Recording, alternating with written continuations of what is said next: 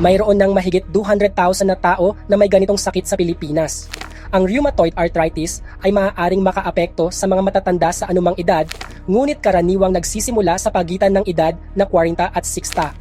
Ang pangunahing mga sintomas ay paninigas at masakit na mga kasukasuan na maaaring pula, mainit at namamaga. Maaari ka ring makaramdam ng hindi maganda at magkaroon ng lagnat.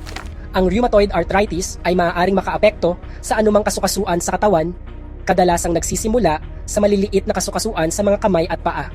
Upang maunawaan kung ano ang nangyayari sa rheumatoid arthritis, tingnan muna natin kung paano gumagana ang isang malusog na kasukasuan.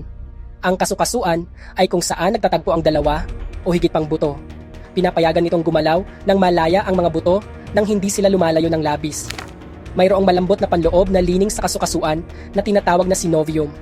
Ang makapal na likido ay nililikha ng synovium na nagpoprotekta sa kasukasuan at tumutulong sa mga buto na gumalaw ng malaya. Ang mga kalamnan ay nakakabit sa mga litid at ang mga litid ay nakakabit sa mga buto. Ang rheumatoid arthritis ay isang autoimmune na kondisyon. Ibig sabihin nito na ang immune system na karaniwang nagpapahintulot sa katawan na labanan ang mga impeksyon at sakit ay nagiging labis na aktibo at umaatake sa malulusog na kasukasuan. Ang labis na likido na karaniwang ginagamit upang labanan ang impeksyon ay nalilikha sa kasukasuan at maaaring magdulot ng pamamaga sa synovium.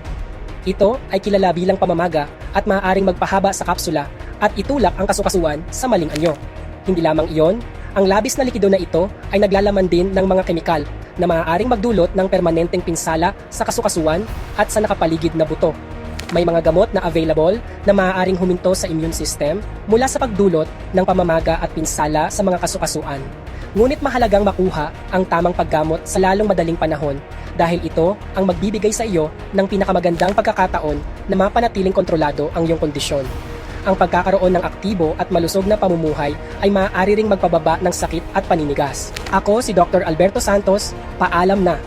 Huwag kalimutang i-like, i-share at i-follow ako para sa higit pang kaalaman sa kalusugan.